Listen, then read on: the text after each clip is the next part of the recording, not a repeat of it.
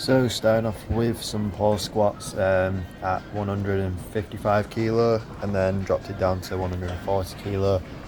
The reason it's so light is primarily because I just weren't feeling it today, and yeah, I feel like with my hip and everything, I just need to keep an eye on it because I don't want to re-injure it, and that's probably my best course of action.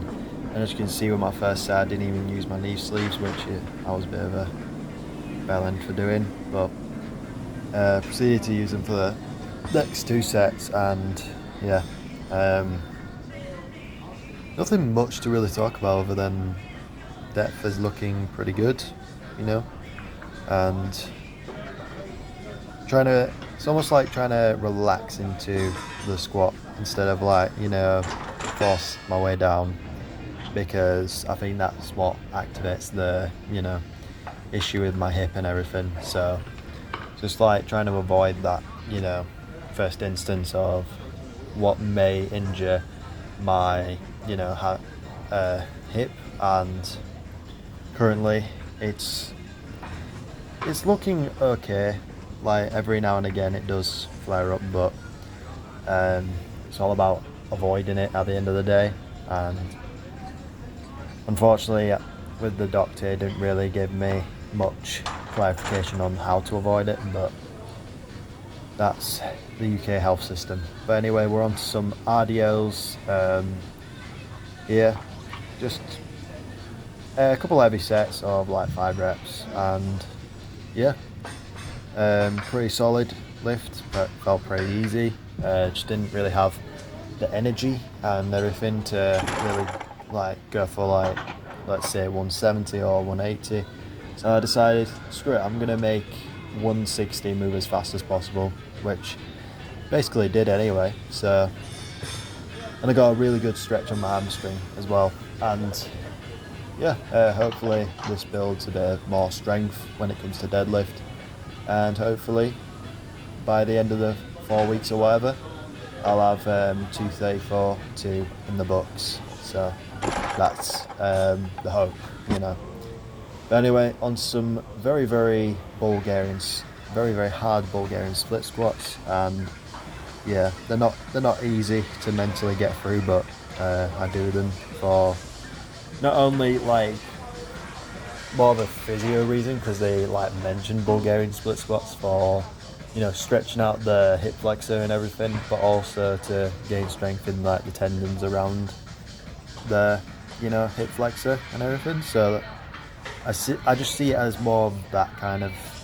exercise, as well as stability and everything, improving my squat, which I'll say it might have helped, and I think it's helped with my recovery and everything. So I've kept with it, and I've basically haven't done Smith machine Bulgarian split squat for such a long time, and now I'm doing like dumbbell version because, to be honest, I find it a lot better, as well as more torturous sometimes. So you got to put yourself through those hard situations, because it builds that resilience and builds that character to push forward when stuff's not going your way necessarily. But today it hasn't really gone my way, but yet again, at least I've managed to do my RDLs and split squats, so all's good with that. Now onto some single leg press. I just do this primarily because leg press in itself, it's not really my favourite exercise. I'd say I prefer a hack squat, but we don't have a hack squat at my gym, so I'm forced to do leg press. So with single leg, I feel like you can get more deeper in the knee bend position, and as well as it doesn't take that much longer to put some plates on and then go for it. It takes less time, less wastage and everything. So it's more of a like time saver, as also I'm focusing on each leg, so I can go deeper in the stretch position and everything. And I'd definitely say, when it came to like the third set, I definitely was feeling like the burn. And I'm pretty sure you can see on my face how much I'm like struggling by the end. Because yeah, I look like I'm about to shit myself. But then towards the end, which you'll see in like a couple seconds, to be honest, you'll see that I drop the weight so I can go a bit further, which of course upping the intensity, which also helps with muscle growth and everything. Which I've seen a lot of improvement when I do this kind of stuff. So like, you know, just like doing drop sets and all that, you know, lowering the weight, adding to the intensity, which either way around, like sometimes I do quad extensions before, depending on like how things are feeling, where I am in the gym, and then I go to leg press, and then it's like even more torturous. But either way around, it's fine, because I could definitely say today, I definitely felt it, and yeah, it was painful, and I kept on getting quad cramp.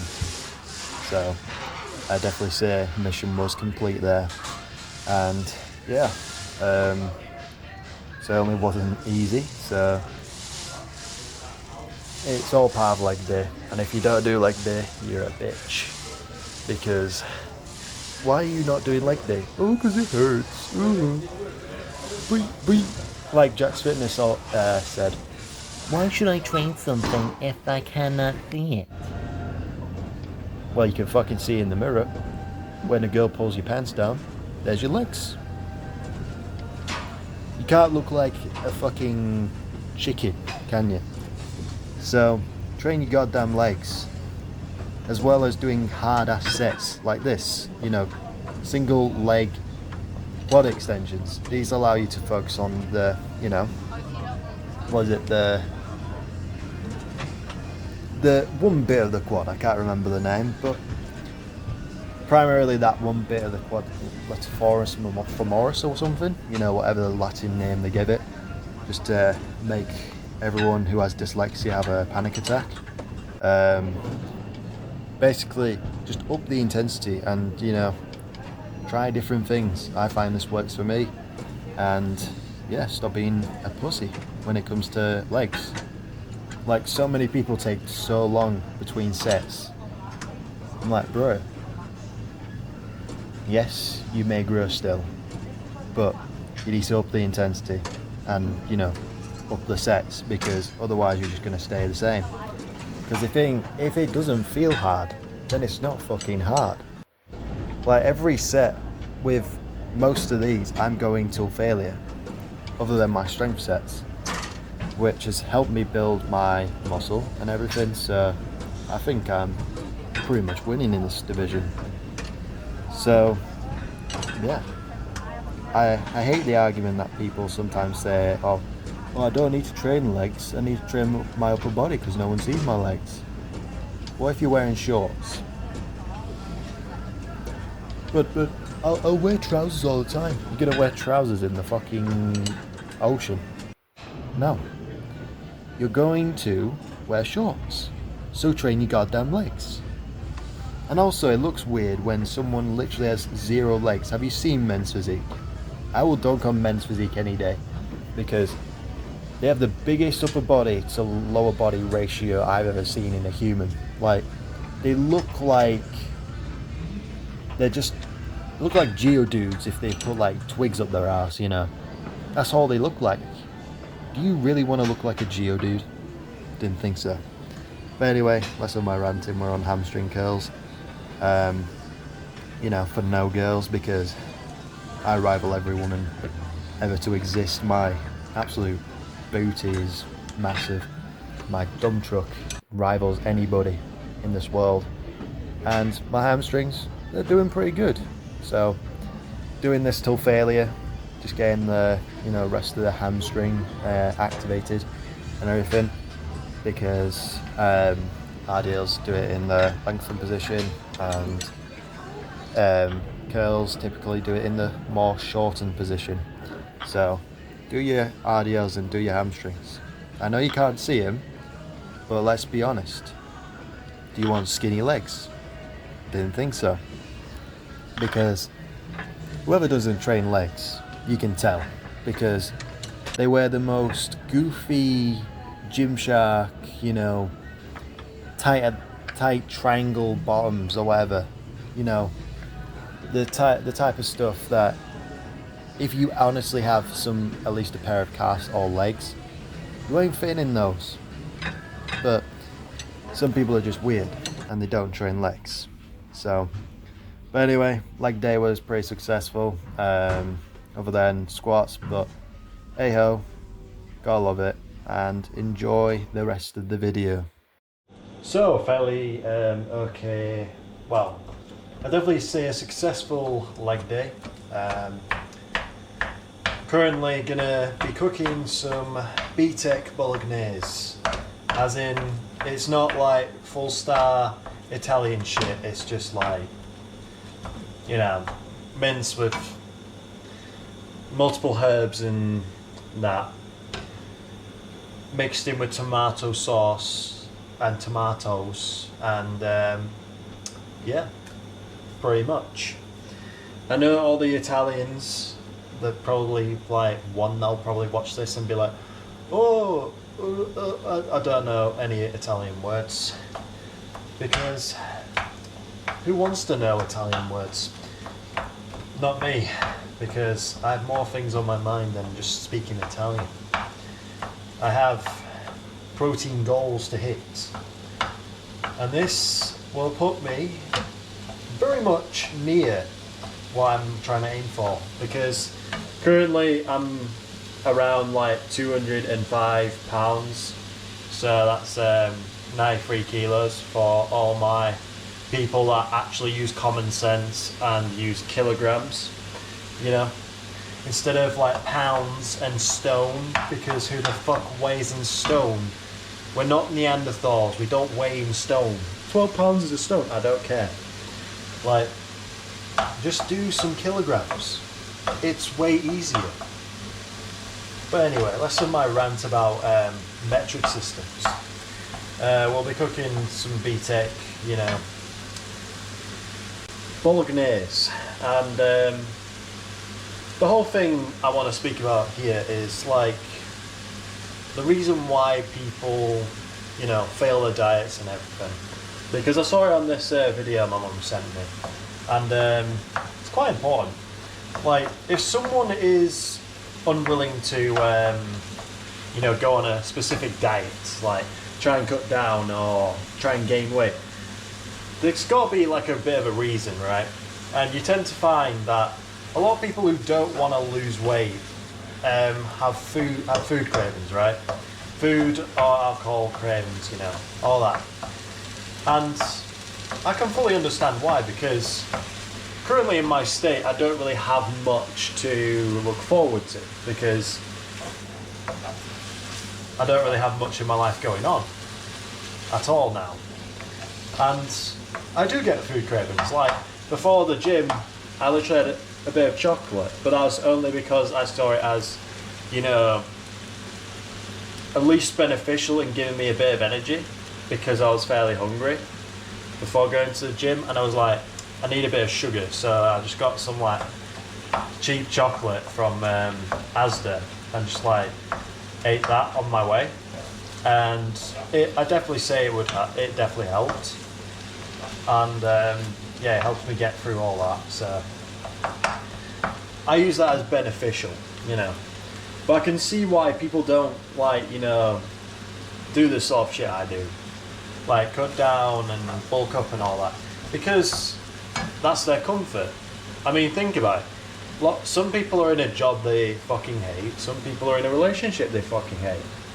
Like, I was in both those situations. But you see, I think I'm a bit mentally different somehow, in the fact that I don't, you know, typically resort to, you know, eating a load of shit. I'll only eat the shit, not literal shit, but as in like the calorific stuff, for my own benefit. If I think it'll give me the energy, if I think it'll actually be worth eating it, then I'll eat it.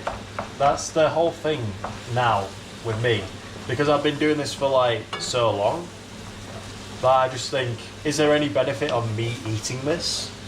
And if there is, then I'll eat it, and if there isn't, then I'll hesitate to eat it.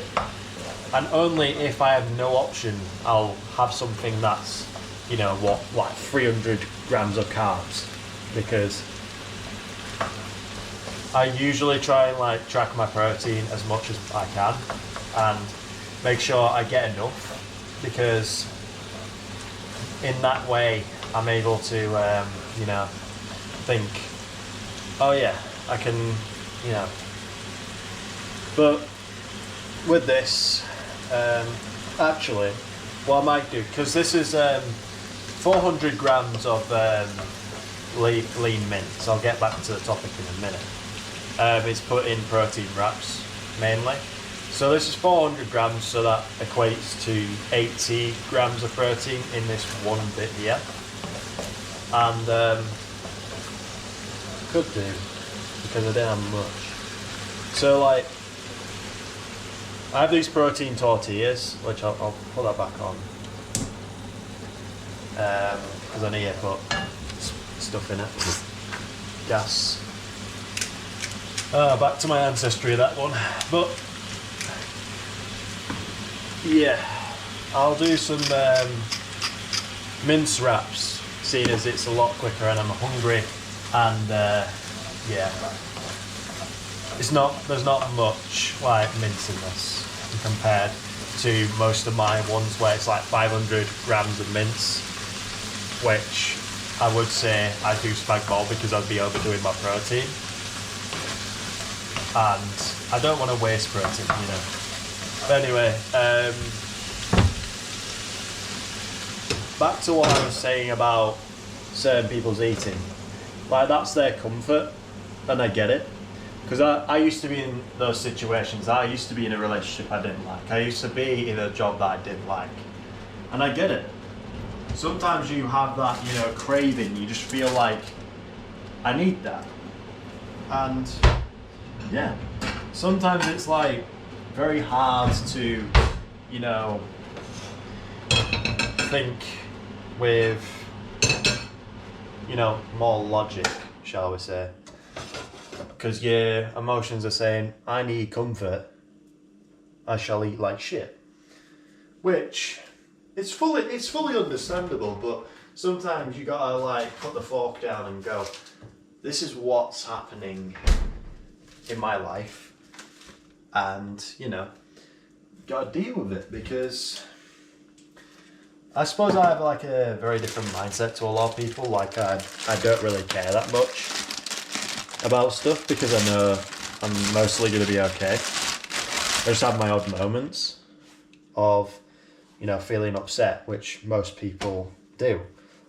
And I'm very human for being that way, you know.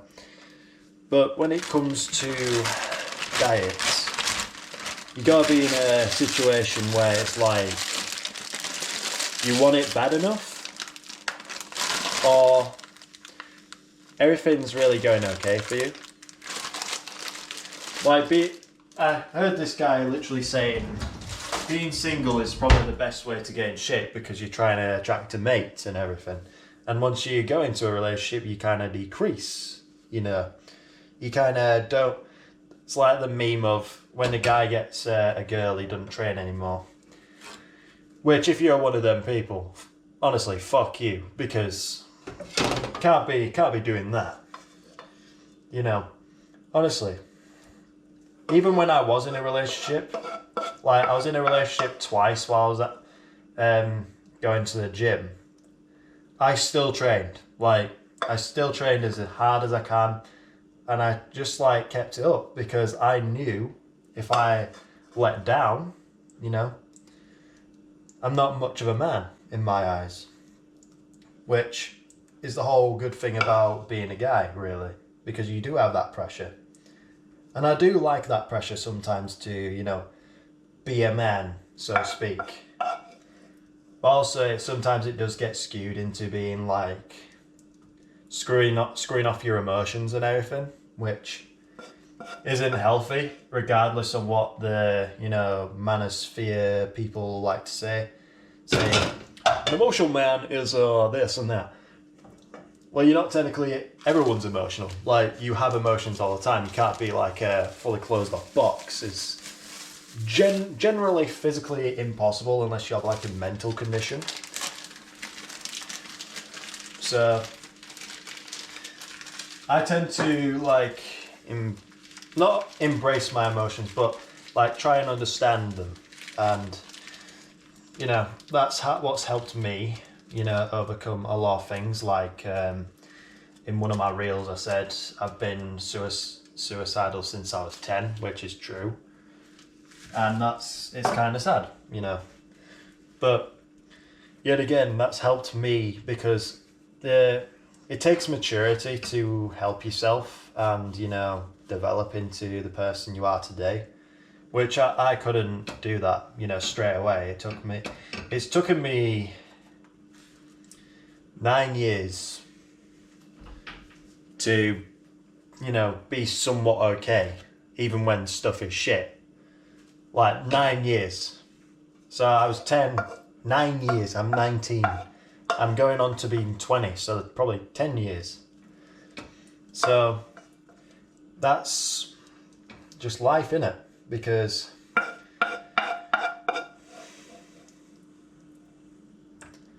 I get it. You wanna be comfortable. You wanna have the comfortable life, but sometimes the comfortable life isn't really what you want because you become lazy. You become, you know, there's not much about you. I mean, you have free will. You can basically become homeless and just do fuck all. Or you can do something, you know.